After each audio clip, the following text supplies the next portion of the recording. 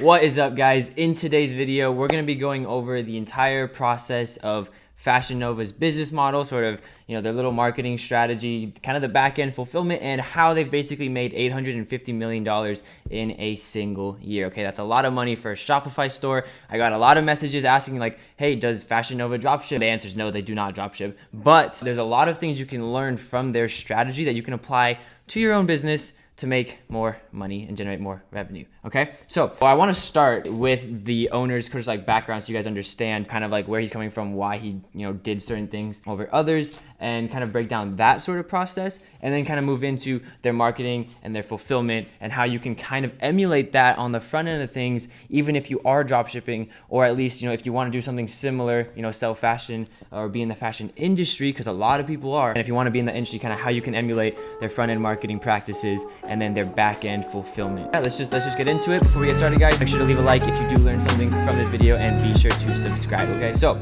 now right off the bat, the owner and founder of Fashion Nova, his name is Richard Sagian. I definitely butchered that, okay? But he founded Fashion Nova in 2006. Basically, he got started working for his father's fashion boutique in LA. He kind of grew up into that sort of fashion world, but then from there, he wanted to kind of do his own thing and progress forward outside of just what kind of his family business was doing, okay? Now, Fashion Nova did not start off as a website. It's 2006, not everyone into the e-commerce space. These big brands aren't at all in the e-commerce space, and neither was Fashion Nova, okay? So they actually opened up their first store in LA, in a little shopping mall, Panorama Mall in LA, okay? So you guys, I took notes for y'all. But all he was selling was cheap, like clubbing clothes, like the clothes that you would just go out with. Like girls, they'd hit the city at night, party, do whatever, right? He was selling cheap, affordable clothes in that sort of niche, you could say. Then he noticed that there were some websites selling similar clothing, and so like exactly the same clothing as well online, selling it for more expensive and pushing more volume. In an interview he did, he literally said that he was really scared and nervous to sort of invest, you could say, into moving into that online space. Originally, his plan was to open up 100 Fashion Nova stores, brick and mortar stores, right? We now know that a lot of brick and mortar stores are closing because of the online space. So he was nervous to launch his brand online, but he eventually did, and I mean, the rest is history, right? Now, kind of fast forwarding to basically these last 2.5, 3 years, right? They were the most searched brand in 2018, okay?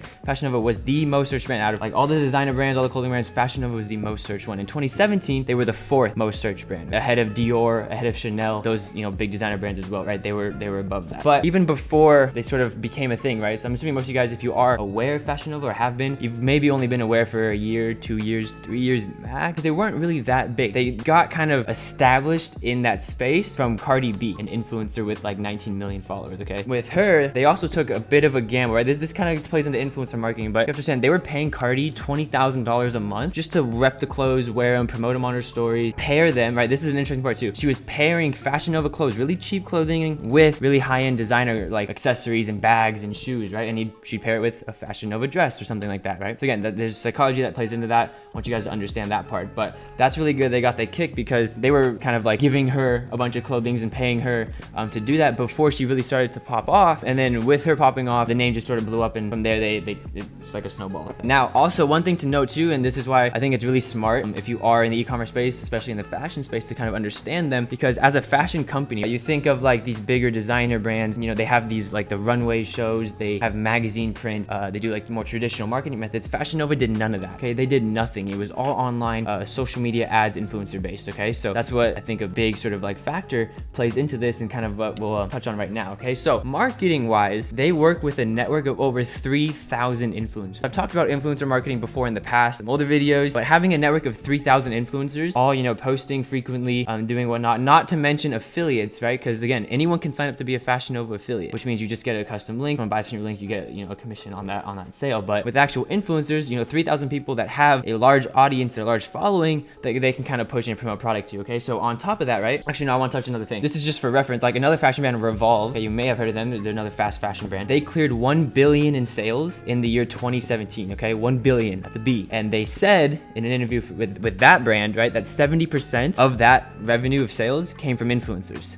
So they were saying $700 million in sales were attributed or can be attributed because of their influencer marketing. Okay, you have to understand that these fast fashion brands, they kind of use a similar method of just having a huge network of influencers. You can see like models and whatnot always posting, Revolve, Boohoo, Fashion Nova, all these other brands, again, just drive sales, right? He also said in another interview that a shout out with who was it, Kylie Jenner, Kim Kardashian, one of the Kardashians or the Jenners, equated to $60,000 in sales, one shout out. Okay, and that was back in 2016. Okay, not 2017 or 18 when they were actually really kind of steamrolling. I want to also touch on that Richard, right, the owner of Fashion Nova, he hasn't told anyone how much Fashion Nova has made, but in 2017 he said the company grew by 600% and that it was profitable. Okay, now this is 2017. Now the reason we can kind of estimate and guesstimate that they made around 850 mil, probably more, but that's just kind of a conservative number. Keep in mind that they have 10 million followers on their social media. Boohoo had 3.1 million at the time, and they made $411 million in revenue that year with, again, similar marketing techniques. So it's kind of safe to assume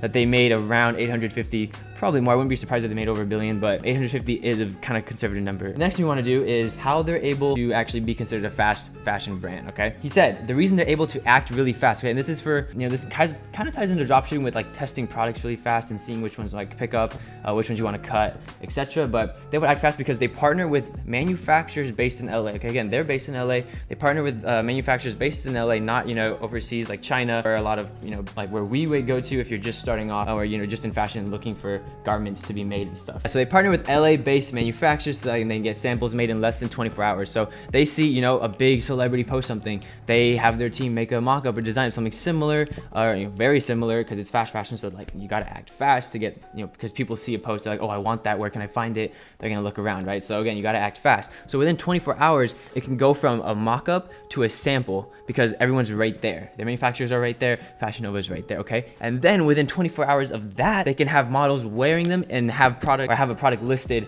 on their Shopify store within 48 hours. Okay, within 48 hours, oftentimes less. Okay, and that's also because they pay models Monday through Friday to stay at the Fashion Nova headquarters, office, whatever you can call it, and to pose with over 600 products a week. Okay, they release over 600 products a week on Fashion Nova. Again, I hope this puts stuff into perspective for you guys when you're looking at doing fashion, trying to dropship fashion apparel and accessories. You got to realize who the big dogs are, what are they doing to generate revenue, and what you can do to kind of emulate that. On top of that, guys, they always have a sale or discount running. They're a cheap brand, they sell products cheap. Nothing on their site is usually listed over $50. They're basically a 50 and under, and there's always a sale or discount running. You may not always want to do this depending on how you want your brand portrayed, right? You don't see Gucci or Dior running discounts every single day. That's not on their brand, right? But Fashion Nova selling really cheap products, having sales and discounts every day is helpful, and it gets more sales, right? And again, a lot of these people are repeat buyers, right? So it really comes down to just fast fashion, fast production times, getting the